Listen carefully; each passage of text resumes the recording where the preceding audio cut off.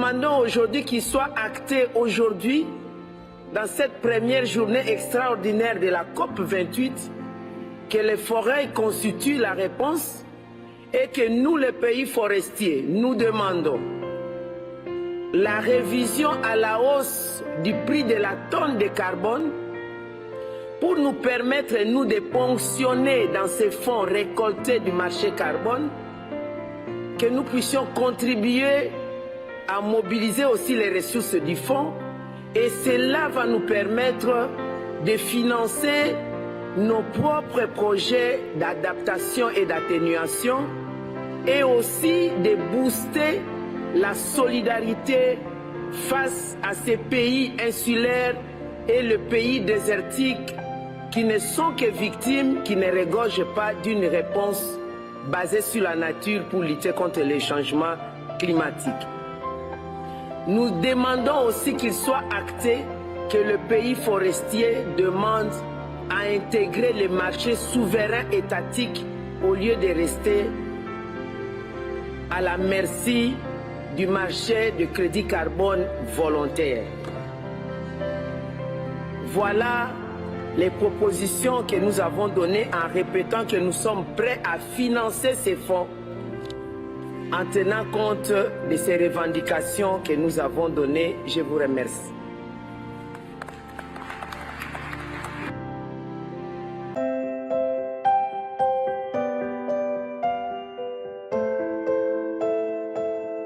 À tous ceux qui aiment l'environnement, le Congo, nous aimons l'environnement, mais nous devons quand même profiter de ce que nous avons comme sous-sol. Nous voyons ce que la manne pétrolière a pu faire au niveau de Dubaï, au niveau du Nigeria ou au niveau du Guinée, de la Guinée plutôt, et la Guinée équatoriale. Donc nous voyons tout ce qui a pu arriver, tout ce que ça a pu donner à ces pays-là. Donc je pense que la République démocratique du Congo a le droit d'en bénéficier sans pour autant toucher aux aires protégées. Et c'est ce que nous sommes en train de faire. Didier Boudimbo, Monsieur le Ministre, merci d'avoir répondu à nos questions ce soir. Merci beaucoup.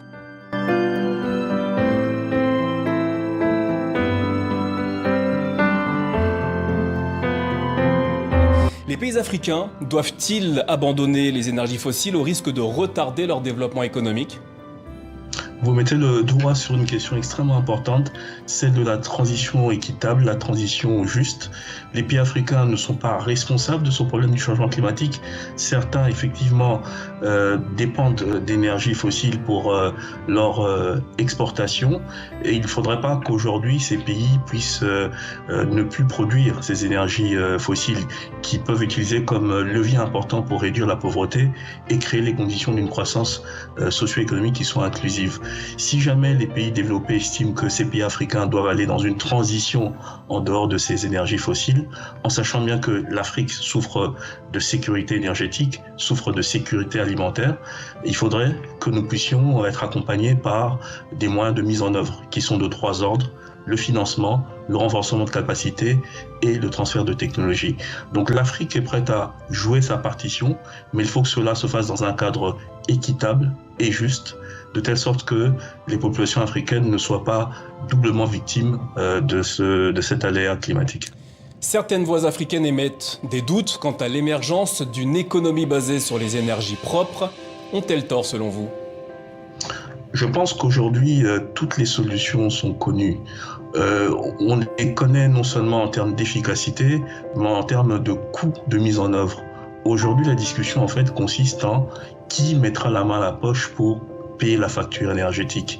L'Afrique est un paradis pour les énergies renouvelables. Nous avons du potentiel en hydroélectricité à ne savoir qu'en faire. Nous avons du potentiel en énergie solaire, en énergie éolienne, en géothermie, en biomasse. Aujourd'hui, il faut simplement pouvoir mettre en action ces différentes options qui ont un coût. Et l'Afrique elle-même ne saura pas faire face à ce coût, car l'Afrique doit faire face à de nombreuses priorités, notamment des aléas climatiques qui lui sont imposés par un changement climatique qu'elle n'a pas causé.